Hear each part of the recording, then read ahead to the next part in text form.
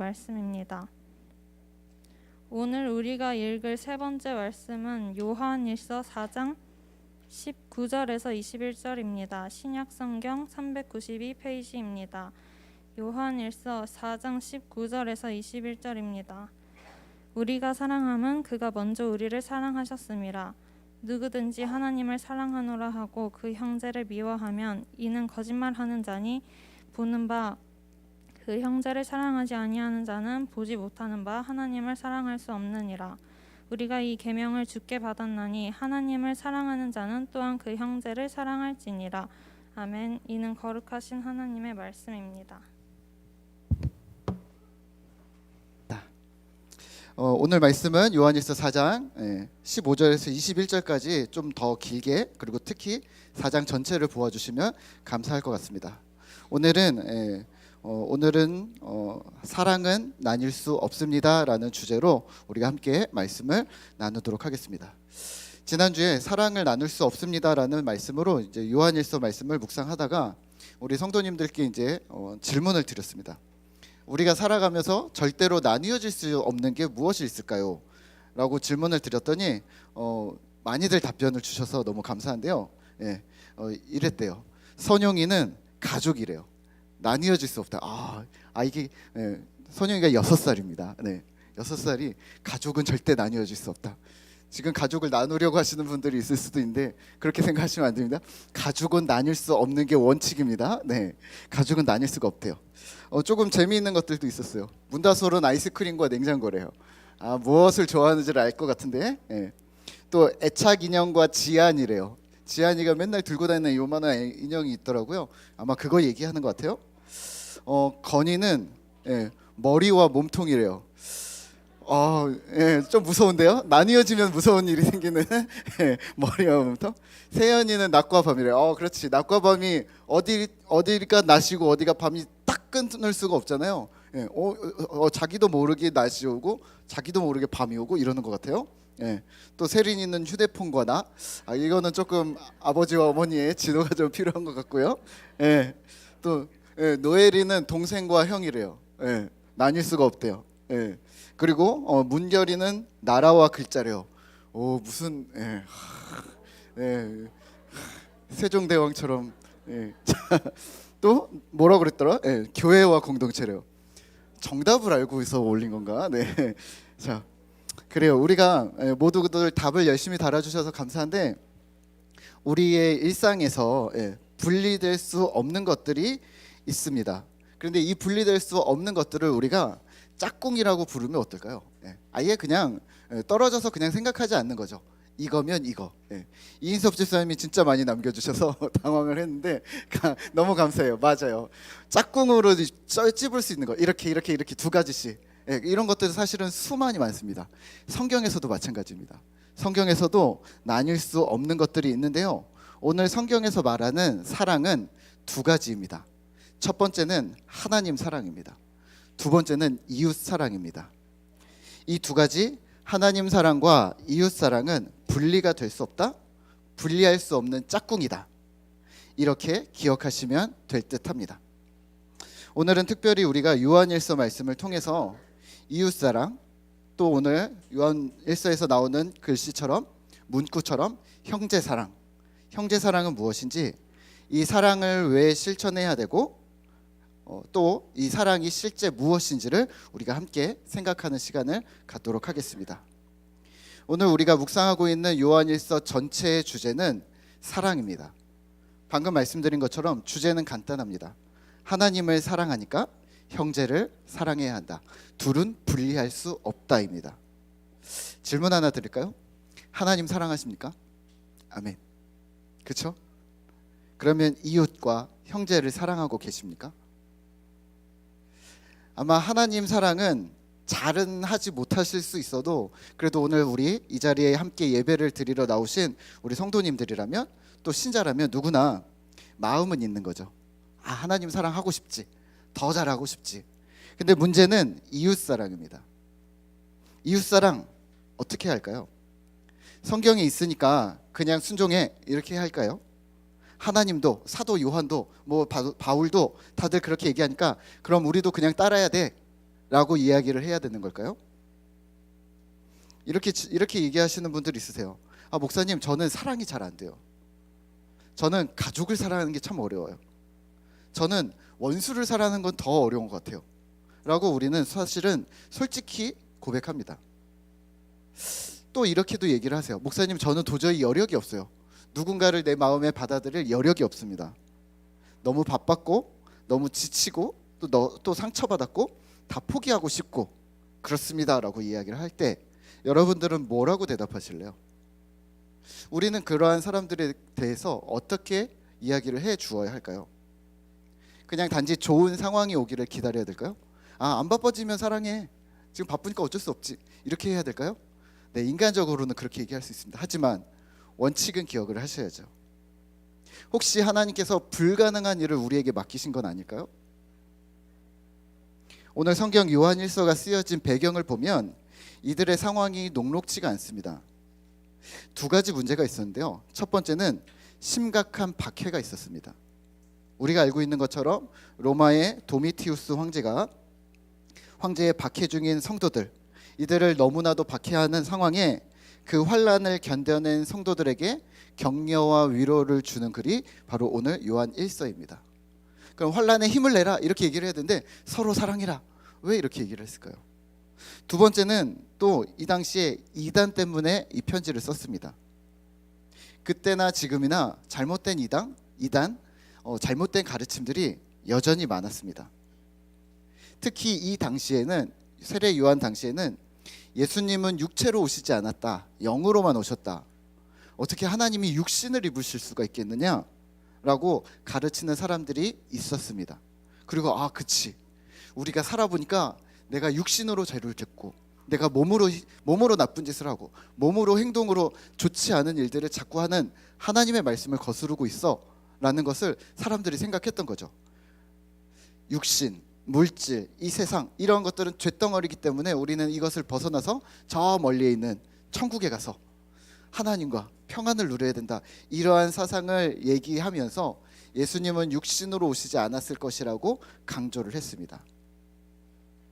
그래서 이렇게 얘기를 하는 거죠. 우리 인간도 육신을 벗어나 영적인 지식을 가지고 하나님께로 나아가야 한다.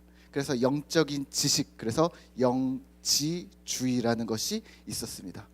이단입니다. 이 영지주의는 이렇게 합니다. 하나님 아는 것은 중요하게 생각하는데, 하나님을 아는 지식은 너무나도 중요하게 생각하는데, 실제 생활에서의 죄의 문제는 가볍게 생각했습니다. 그리고 외면했습니다. 하나님을 사랑한다라고 말을 하면서 실제로는 형제를 미워하고 죄를 짓는 생활을 버리지 않았던 거죠. 실제적인 문제는 뭐냐면, 공동체 안에 이러한 가르침을 따르는 사람들로 인해서 공동체 구성원들의 신뢰가 하락되어지고 공동체성이 깨어지는 그러한 어려움을 실제적으로 겪고 있었습니다. 어떤 시대에? 박해 시대에. 오늘날과 같죠. 오늘날도 우리는 성경을 오해할 때가 있는데요, 하나님과의 관계에만 신경을 쓰는 사람들입니다. 제가 고등학교 때, 한참 전이죠, 몇십 년 전인데, 고등학교 때 성경을 너무 즐겁게 읽기를 시작을 했었습니다. 고등학교 2학년 때 학교 공부가 쉬는 시간마다 학교에서 성경을 읽고 또 좋은 구절들은 필사를 해보기도 하고 암송도 하고, 그래서 쉬는 시간을 너무나도 기다려 했던 아주 모범생이었습니다. 네. 그런데 이런 애들이 있었어요. 친구들이 관심을 갖기 시작하는 거죠. 왜냐하면 학교에서 성경책 읽는 애가 없으니까. 그리고 와서 이렇게 물어보는 거예요. 너 뭐 읽냐? 이거 성경이냐? 재밌냐? 그리고 또 제가 또 고지식한 부분이 어렸을 때 또 있어서 빨간색으로 된 성경책, 그리고 또 세로로 된 성경책을, 나는 이런 성경책을 읽어야 돼, 그래서 세로로 된 성경책을 읽었어요. 근데 야, 글이 왜 세로로 돼 있냐 그러면서 자꾸 말을 시키는데 제 기분이 어땠을까요? 그래, 너 성경에 관심이, 이랬어야 되는데 그때 제가 생각을 잘못하고 이렇게 했습니다. 야, 삐리삐리삐리 꺼져. 지금 뭐한 짓이야? 너는 신경 쓰지 마. 내가 알아서 할 테니. 성경 맞아. 빨간 책 맞아. 그냥 그런가 보다 해. 나한테 관심 두지 마. 마음속에서는 이런 생각이 있었던 거죠. 사실은 친구들끼리니까 막대하긴 했는데 이런 게 있었던 거죠. 감히 성경을 읽는데 방해를 해? 내가 지금 하나님과 교제 중인데 네가 감히 방해를 해? 너 사탄이니? 뭐 이런 식으로 마음에 있었던 거예요. 잘했습니까? 잘못했습니까? 잘못한 일입니다. 이런 고약한 신자가 어디 있습니까? 여기 있었습니다. 지금은 많이 변했습니다. 그러지 않습니다. 예, 애들이 성경 읽는데 애들이 오면 우선 덮고 아이들에게 좀 집중을 해주는데요. 네. 하나님 사랑, 형제 사랑, 이 짝꿍을 제대로 이해하고 있지 않았던 것이죠.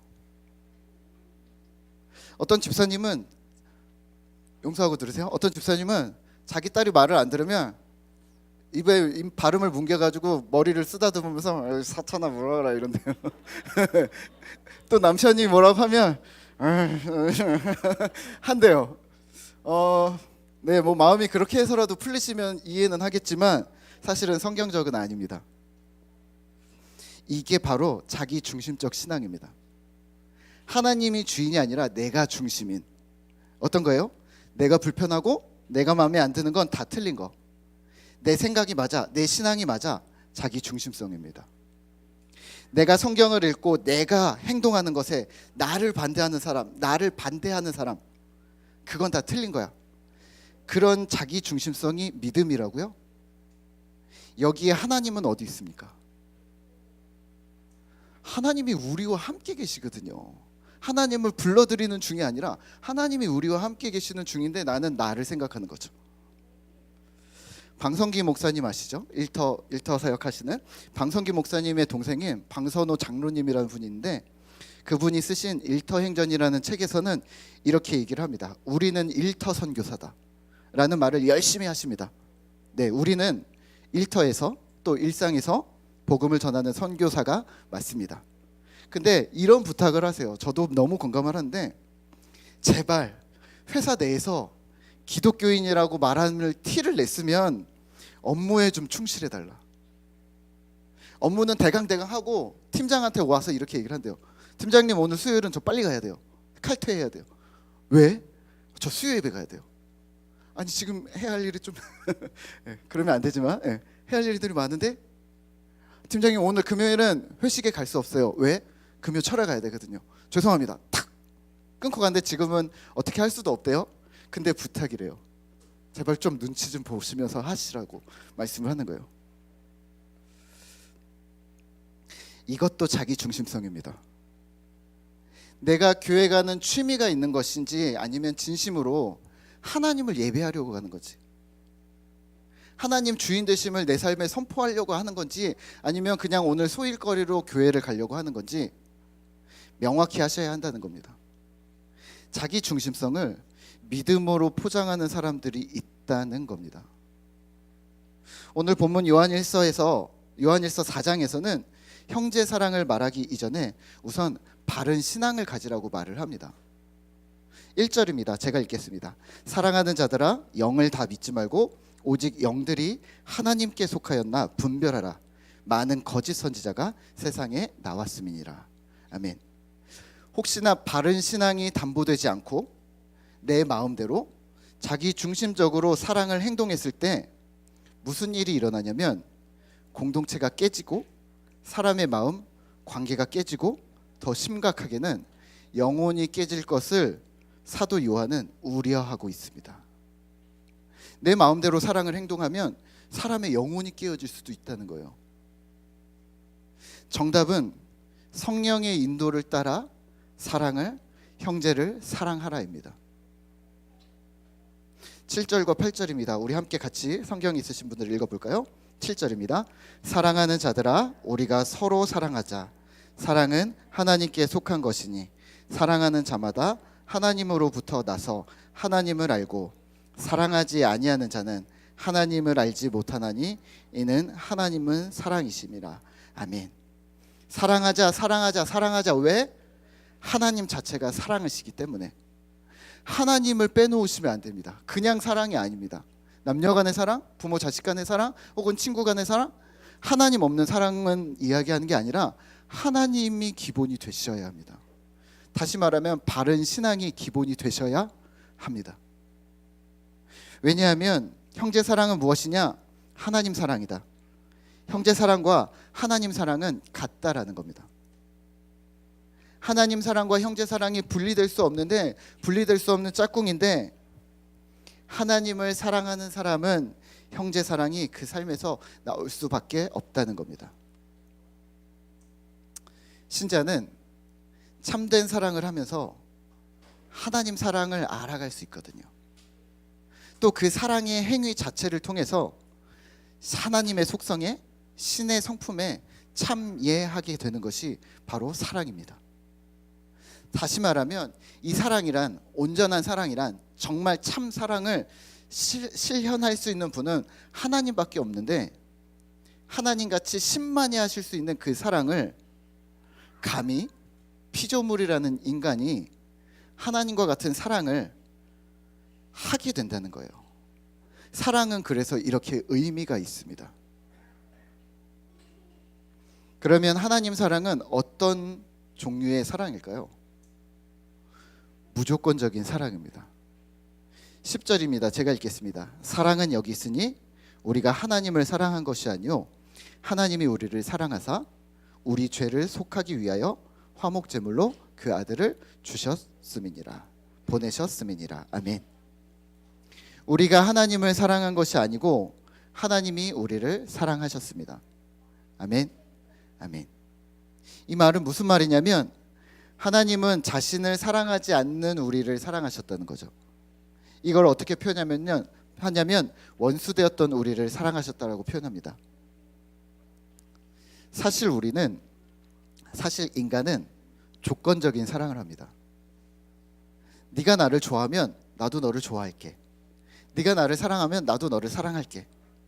그만큼만 사랑할게 라고 얘기하죠. 심지어 목사인 저도 마찬가지입니다. 저를 좋아해 주시는 분들을 저도 노력하려고 노력하지, 저를 싫어하는 사람에게 무언가를 해야 된다고 생각하지 않을 때가 되게 많았었습니다. 하지만 하나님의 사랑은 그렇지 않습니다. 우리의 사랑의 방식과는 근본적으로 다름을 기억하셔야 합니다. 하나님은 자기를 싫어하는 사람들을 사랑하셨습니다. 그게 우리입니다. 그 싫어하는 자가 우리였습니다. 그리고 그 거꾸로 이렇게 얘기합니다. 그 사랑을 입은 우리는 이걸 은혜라고 부릅니다. 내가 사랑을 드린 것도 아닌데 하나님이 우리를 크게 사랑해 주셨어. 그게 은혜라는 거죠. 그래서 하나님은 우리에게 이렇게 명령하십니다. 사랑하라. 11절입니다. 같이 한번 읽을까요? 사랑하는 자들아, 하나님이 이같이 우리를 사랑하셨은즉 우리도 서로 사랑하는 것이 마땅하도다. 아멘. 20절과 21절입니다. 한 번 더 읽겠습니다. 누구든지 하나님을 사랑하노라 하고 그 형제를 미워하면 이는 거짓말하는 자니, 보는 바 그 형제를 사랑하지 아니하는 자는 보지 못하는 바 하나님을 사랑할 수 없느니라. 우리가 이 계명을 주께 받았나니 하나님을 사랑하는 자는 또한 그 형제를 사랑할지니라. 아멘. 사랑하십시오. 꼭 사랑하십시오. 하나님의 사랑으로 사랑하십시오. 누구를? 형제를. 보이지 않는 하나님을 어떻게 경험할 수 있을까요? 우리가 서로 사랑하는 것입니다. 하나님께 속한 공동체가, 하나님께 속한 자들이 서로 사랑하면 보이지 않는 하나님을 우리는 경험할 수 있습니다. 우리 안에서 하나님을 체험할 수 있습니다. 그러면 형제 사랑의 범위가 한정됩니다. 형제 사랑은, 형제는 누군데? 이웃은 누군데? 우선은 형제 사랑은 어디까지냐면 저 멀리 있는 아프리카 혹은 저 멀리에 있는 어떤 나라가 아니라 우선은 우리 공동체입니다. 공동체 안에 있는 지체들을 사랑하는 겁니다. 목사님, 저는 아프리카에 있는, 오지에 있는 사람들은 사랑하겠는데 우리 공동체에 있는 사람들은 절대 못 사랑하겠어요. 네, 안 맞아요 라고 얘기해요. 네, 안 맞는데 함께 살아가는 방법을, 더 나아가 사랑하는 방법을 연습하고 배우는 곳이 바로 공동체입니다. 예전에 어떤 집사님이 이러셨어요. 목사님, 저는 저희 교회 저 리더를 용서할 수가 없어요. 저 리더는 정말 게으르고 멤버들에게 연락도 안 하고 애정도 없고 목장 모임에 나가면 오나 보다, 가면 또 가는가 보다, 관심이 있는 건지 없는 건지 그냥 쳐다보기만 해요. 인사도 잘 안 해요. 저는 그 사람을 리더로 인정할 수가 없어요 라고 얘기하는 분이 있었어요. 그래서 리더를 만났어요. 집사님 어떻게 지내셨어요? 어떻게 좀 그 목장은 어떠세요? 라고 물었더니 이렇게 얘기하세요. 목사님, 사람들이 정말 말을 안 들어요. 얘기 거꾸로. 예. 근데 이러시는 거예요. 저는 힘들고 지친 남자들이 목장 모임 나오는 것만 해도 얼마나 그게 고마운 일인데 저는 괴롭히고 싶지 않아요. 그래서 그냥 두는 거예요 라고 얘기해요. 이렇게 들으면 이 말이 맞고 이렇게 들으면 이 말이 맞아요. 네, 두 분이 그냥 안 맞는 거죠. 네, 둘 다 맞아요. 이렇게 부탁을 드렸어요. 양쪽에다 똑같은 부탁을 드렸어요. 집사님, 감정을 좀 삭히시고 조금만 더 힘을 내주시죠. 우리 안에 사랑이 없는 게, 우리 안에 사랑이 부족한 게 현실입니다. 그래도 한번 또 시도를 주기적으로 한 번씩 해보면 어떨까요? 자주 보는 게 너무 힘들면 한 달에 한 번, 그것도 힘들면 두 달에 한 번이라도 다시 시도는 해봐야 되지 않을까요? 그래야 하나님 앞에 양심의 가책은 좀 덜을 수 있지 않을까요? 주기적으로 감정이 사그라들 때마다 한 번씩 시도를 해주세요. 우리의 힘으로 안 되는 거 인정하니 한 번씩 해보시죠. 물론 두 분 중 조금 더 성숙한 집사님께서 맞추시고 한 해를 더 버티시더라고요. 사랑은요, 도전하는 겁니다. 해보는 겁니다. 근데 어렵습니다. 이것을 인정하셔야 합니다. 사랑은 내 안에서, 우리 안에서 나오지는 않습니다. 이것을 인정하셔야 합니다. 이게 바로 기본 진리입니다. 사랑은 어디 있습니까? 하나님께 있습니다. 공동체 형제자매를 사랑하고 싶은데 사랑하기가 힘들어요. 교회는 같이 다니는데 교류하고 싶진 않아요. 피하고 싶은 사람이 있어요. 네, 그럴 수 있습니다. 여기서 인정하셔야 합니다. 나는 그 사람을 사랑할 능력이 없습니다. 하지만 하나님께서는 먼저 보여주셨습니다. 나를 사랑하지 않는 사람을 나는 먼저 사랑했어. 하나님께서 얘기하시는 거죠. 우리의 사랑은 내가 아니라 하나님에게서 출발입니다. 마태복음 18장에 1만 달란트 빚진 자를 기억하실 겁니다. 1만 달란트가 한 5억 정도로 된대요. 대충 계산을 하면. 돈을 갚아라. 주인이 명하자 종이 엎드려 말합니다. 주여, 내게 참으소서. 다 갚겠습니다. 잠깐만 참아주십시오. 아니야, 니네 집의 소유를 다 팔아. 너희 자식들까지 다 팔아서 5억을 갚아라. 조금만 참아주십시오. 주인이 불쌍히 여겨 그 빚을 탕감해 줍니다. 회생 절차를 밟았다는 거예요. 탕감해 줍니다. 이 사람이 돌아가는 길에 너무나도 기뻤겠죠. 돌아가서 이 소식들을 가족들에게 전해야지 그러면서 돌아가는 길에 자신에게 100데나리온 빚진 자를 만납니다. 100데나리온은 한 800만 원 정도 된다고 합니다. 5억을 탕감받았는데 800만 원 중요하죠. 근데 800만 원 빚진 자를 만나 공격합니다. 멱살을 쥐고 사람들이 보는 앞에서 돈을 갚아라 라고 이야기를 합니다. 그리고 손에 사정을 두지 않습니다. 주인이 노합니다. 아니, 이게 말이 돼? 다시 불러서 벌을 합니다. 혹시 우리가 이러고 있지는 않은가요? 그러면 이 사랑을, 하나님 사랑을 현실적으로 우리는 어떻게 실현해낼 수 있을까요? 세 가지를 부탁드리겠습니다. 첫 번째는 손에 사정을 두십시오. 잔인한 기독교가 되지 않도록 말입니다. 받은 대로 되돌려주고 싶은 게 우리 인간의 마음이죠. 그건 인간의 마음입니다.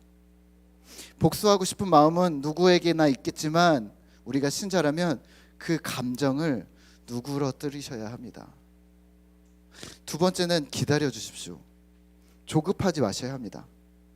내 성격대로가 아니라 하나님의 시간에 하나님의 뜻이 우선입니다. 하나님의 뜻이 느긋할 수도 있어요. 혹은 우리보다 빠를 수 있어요. 그 하나님의 뜻에 민감하셔야 합니다. 세 번째는 경청입니다. 내 말을 줄이고 상대방의 말을 듣는 겁니다. 여기서 겸손과 온유는 필수입니다. 경청이라고 해서 이러시면 안 됩니다. 어디 얘기해봐. 그 다음 내가 얘기할 테니까 먼저 얘기해. 이거가 아니라 들었어도 나는 말하지 않기로 다짐하겠노라 하고 들어주는 겁니다. 겸손과 온유입니다. 이런 방법을 통해 무엇을 실현할 수 있냐면 자기 중심성을 벗어날 수가 있습니다. 나는 손해볼 수 없어. 나는 바꾸지 않겠어. 우리가 하는 말과 생각과 행동 속에 우리의 믿음이 보여진다니까요. 나는이 아니라 이제는 주께서 주님께서 라고 단어를 바꾸셔야 합니다. 내 삶은 이미 내가 주인이 아니라 하나님이시기 때문입니다. 사랑은 측은지심이 아닙니다. 또 불쌍한 마음으로 하는 거 아닙니다. 아우 영혼이 불쌍하잖니 그냥 한번 해줘. 네, 들어주지 뭘. 그거는 불쌍한 마음이죠. 그거는 그 측은지심은 어느 종교에나 있는 겁니다. 다른 종교에서도 기본적으로 말하는 자비심, 동정심, 그것을 기본적으로 우리에게도 있지만 우리는 그 선을 더 넘으셔야 합니다. 신자는 여기서 한 걸음 더 나아가 나에게 잘못하고 나랑 안 맞고 내 눈에 거슬리는 사람조차도 하나님이 그 사람을 사랑하시기 때문에 또 예수님께서 십자가에서 그를 위해서 목숨을 내어 놓으셨기 때문에 사랑할 수밖에 없는 것이 기독교입니다. 기독교의 사랑은 느낌이나 감정이 아닙니다. 사랑스러워서 사랑하고 불쌍해서 사랑하는 것이 아닙니다. 내게 사랑이 없음을 인정하시고 단지 사랑하기로 결심하셔야 합니다. 사랑은 막 감정 같죠? 아니요, 사랑은 행동입니다. 예전에 교회에서 부서를 담당을 하면서 교사들과 아침 기도회를 할 때마다 이런 기도를 드렸습니다. 하나님, 오늘도 하나님께서 보내주신 소중한 영혼들이 우리 주일학교에 올 건데 하나님의 사랑으로 사랑할 수 있게 도와주십시오. 우리 아이들이 너무 예뻐요. 우리 아이들이 너무 사랑스러워요. 그래서 저는 사랑해요가 아니라 하나님의 사랑으로 단지 사랑의 행위를 할 수 있게 주님 도와주십시오. 우리에게는 사랑이 부족합니다. 우리는 사랑을 행할 능력도 없습니다. 하나님, 오늘도 하나님 사랑을 실천하며 하나님 사랑을 배울 수 있게 도와주십시오. 이렇게 기도를 했는데요, 사랑을 실천하며 사랑을 배우는 그곳에 바로 하나님 나라가 이루어질 것입니다. 어떤 집사님이 이렇게 물으셨어요. 목사님, 동생이 이민을 가는데 교회는 안 다니겠대요. 믿음은 유지할 건데 교회는 싫답니다. 가나안 성도죠. 우리가 충분히 공감할 수 있습니다. 이런 거죠. 사랑이 가득한 교회라는데 왜 이래? 미워하고 질투하고 시기하고 험담하고 그래서 상처받고.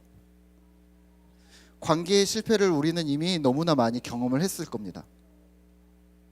또 이런 거죠.